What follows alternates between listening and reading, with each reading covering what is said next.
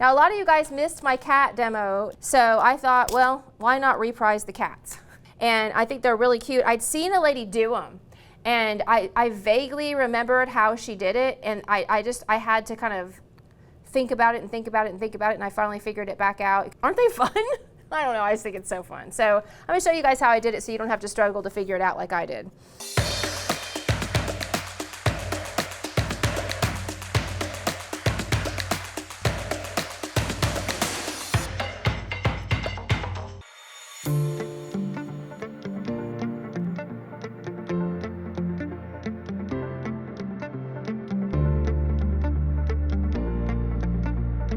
You do need round beads, and I do have this set of round beads in the show. It's a half-pound mix of round beads. It's cool because you get all the different graduated sizes and all these different gemstones. If you don't have certain gemstones, or have been wishing if you had that, you had some purple agate, or wishing that you had some blue lapis, or wishing that you could make, you know, a actual cat and tiger's eye, those beads are in here. That's kind of what this is full of, so it's a great set for you to get started with. You can choose which wire you want to use, but you do need to use 20 gauge wire. I've done it with both the German style and also with the jeweler's brass. So whichever one you're into right now, it will work. They're both great options. The cool thing about the German style, of course, it's not going to tarnish. Well, I mean, it's just not going to tarnish because it's got that E-coat on it and it's German style, so that really just stays shiny. This stuff, of course, will patina, but it's not really going to tarnish either. It's just going to patina in a way that the other one won't. So if you don't want any patina on it, you don't want to have to deal with it, you know, changing colors, then go ahead and go with the German style. So what you're going to do is you're going to take about a foot of 20 gauge wire, and I'm going to recreate this little purple guy right here because I thought purple cats were cool. Anyway, you're going to leave enough wire down here at the bottom so that you have enough to make a tail later. So leave yourself about 3 or 4 inches before making this loop up at the top. And this is going to be where you hang your kitty cat, so you do need to make sure that you give it a little bit of air. I actually wrapped 3 times underneath there to give it a pretty long neck on your little piece here. I used to call these hangman's noose connectors because it looks like a dude sitting there with a noose around his neck, you know, and his hair flowing in the breeze. It helps people remember how you do it, so that's why I did that. All right, so you're going to get that loop at the top, and then you're going to take your 2 beads. So you want to put the cat's head on first. That's going to be an 8mm round bead, and then you want to put his little body down on the bottom, and that is going to be a 10mm round bead. Now the way you hold him in place is you take his tail and you bend it off to the side, and that's just going to hold those beads in place. So you've got his tail coming this way, and then you have about 8 inches of wire to work with to make his ears, which of course are the most important part of the design. So what we will do now is we will take our round nose plier, and I like to get nice kind of close to the little loops that you just made, not too far away, and just bend that straight up. This is going to be the beginning of an ear. And then once again, I did the same thing earlier. I want to do this, I want to redeem myself here. I'm going to find a flat nose plier. All right, so the flat nose plier is important because that's what you use to make the spacing. And if you don't use a flat nose plier, you're not going to be able to get the ears the exact same shape. So what I'm doing is I'm using that flat nose plier to make to basically size my cat's ears. So I'm just going to bend that off to the side, like so. And you can keep the cat's ears kind of big like that if you want to, but I found mine got kind of bent. So what I ended up doing to make this really work for me was I ended up actually kind of bending this all the way together. So I'm going to push that in a little farther, and then I squeezed his little ear, poor guy, together a little farther, like that. So see how I did that? And then I just kind of used my nail to pull that back open, and it gave me a much pointier ear because cats kind of, to me, have pointy ears. So that's where I went, and that's how I did that.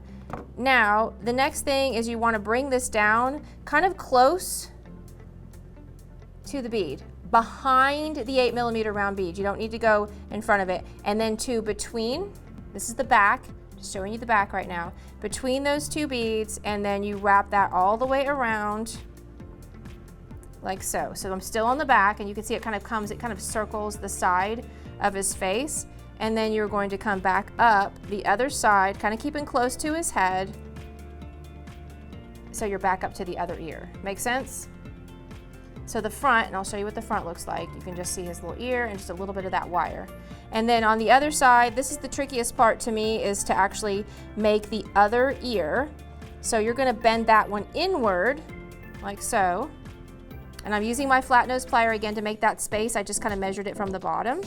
I'm gonna bend it all the way in, and once again, I'm gonna give that a squeeze. Squeeze, squeeze, squeeze. This is what it looks like right now.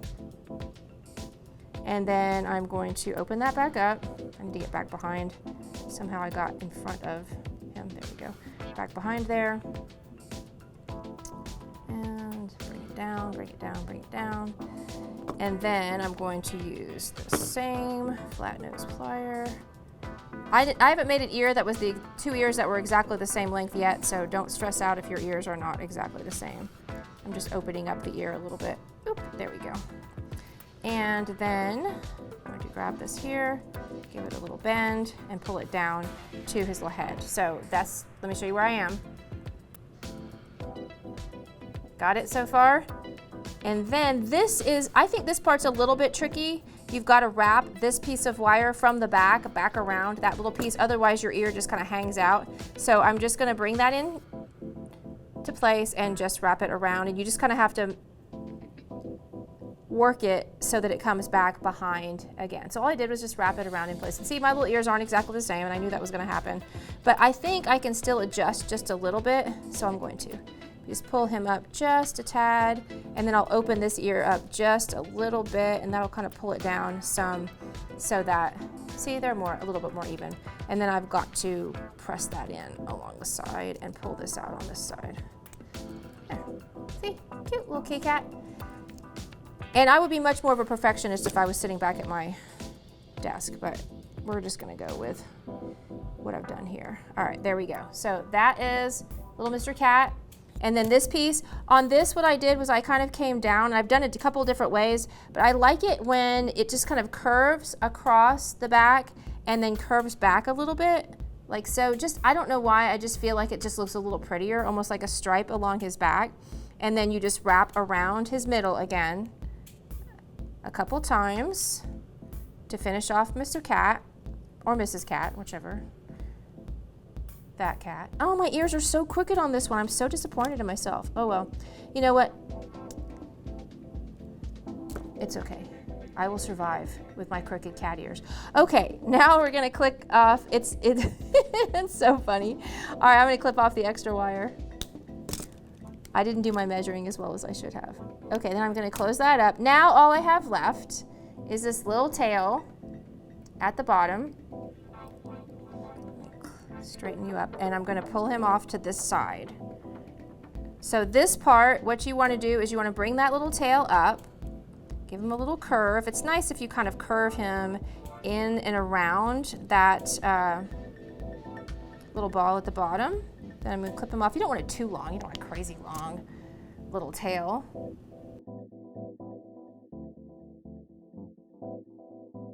So now I'm gonna bend this in. I swear my first pair was so perfect. I think I jinxed myself. All right, I'm gonna bring this just into a little loop like so, and you can kind of do as much curling or uncurling or whatever as you want to with this little tail, but just shape him. Oops, that's the back, and that's the front. Shape him just like that.